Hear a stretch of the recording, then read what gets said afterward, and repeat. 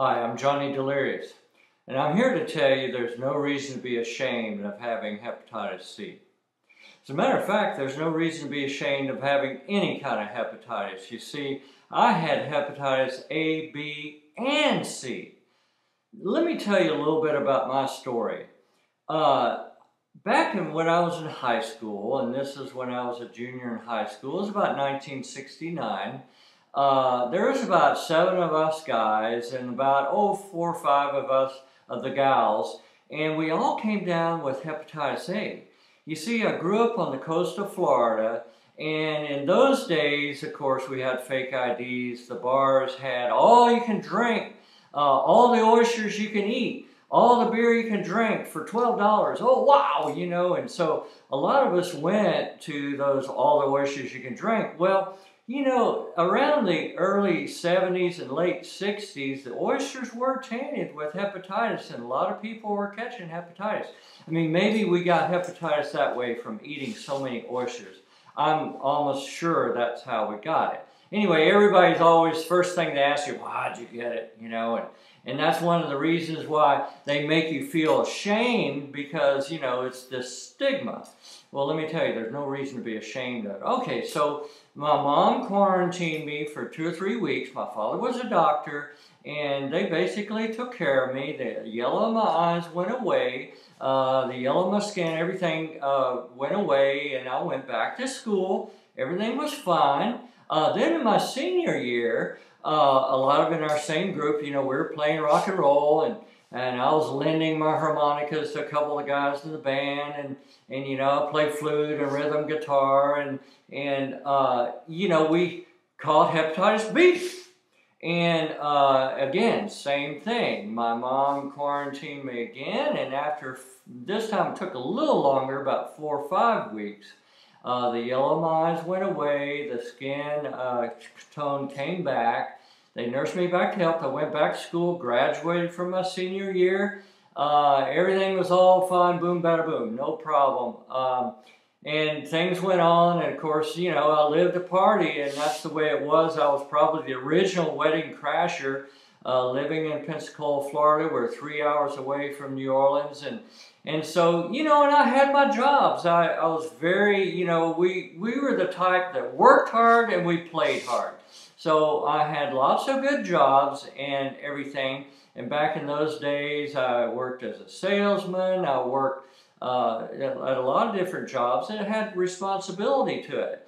Then in 1981, they had diagnosed me. I got a blood test because my eyes got yellow again. And I was diagnosed with a non-A, non-B hepatitis. And I'm like, well, we don't know. It's hepatitis, but it's a non-A, non-B.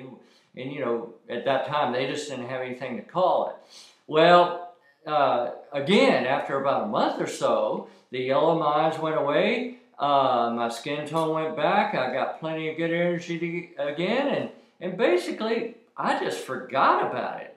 I didn't think anything of it. So the years went by, and by the mid-'80s, I was working in a laboratory here in North Dallas. It was in Addison, right off Keller Springs Road, right off the Dallas North-South Turnpike. And Jim Davenport put hair analysis on the map during the 70s and 80s. And we were very, our protocol was very, very known throughout the industry as being a very accurate protocol. We did all the hair analysis for about 500 healthcare practitioners.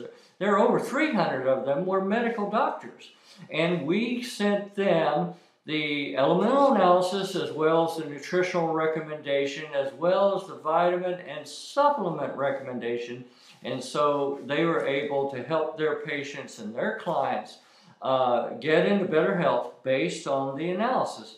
We also did water analysis, and we did all the water fountain testing for the Dallas County schools, and we also did the water fountain testing for the U.S. Navy in 1989 for all U.S. Navy water fountains. So our tests were very accurate, very known in the industry because we did independent analysis. There was no automation.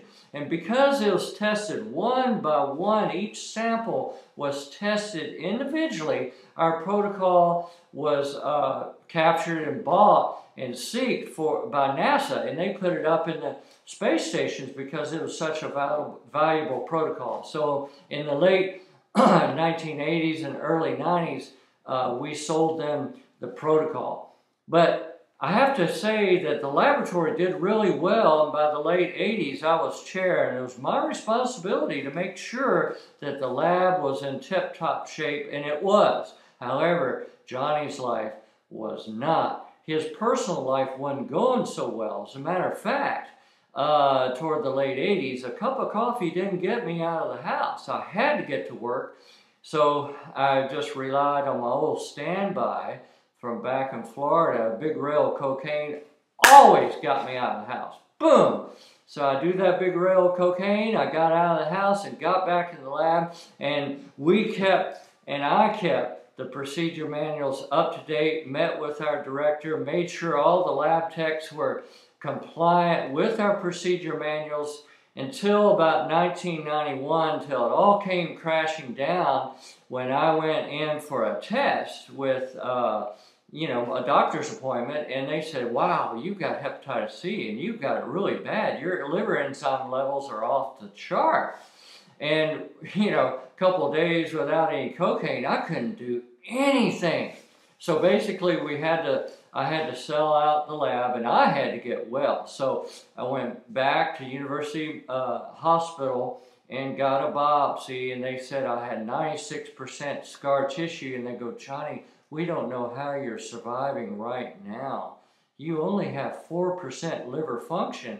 And frankly, I didn't know either. I couldn't even run a couch. And before, with cocaine, I was running a whole laboratory and a staff and everything, and met all the requirements. And I couldn't even now, without cocaine, I couldn't even run a couch. I couldn't even run a remote. And in those days, in the early 1990s, it was only on and off, channel and volume. That was it. That was all there was to the remote. I couldn't even run that.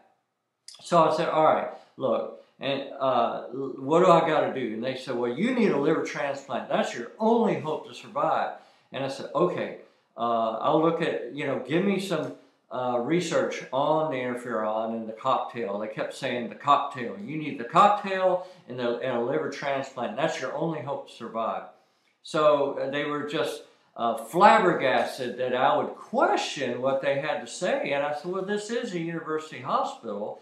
You do have research on this. They go, oh, yes, Johnny, okay. And at that time, they were like giving it to me, but they were just, so upset with me that I would question their authority. And so I took it home. I said, okay, I'll take home the study and I'll get back to you.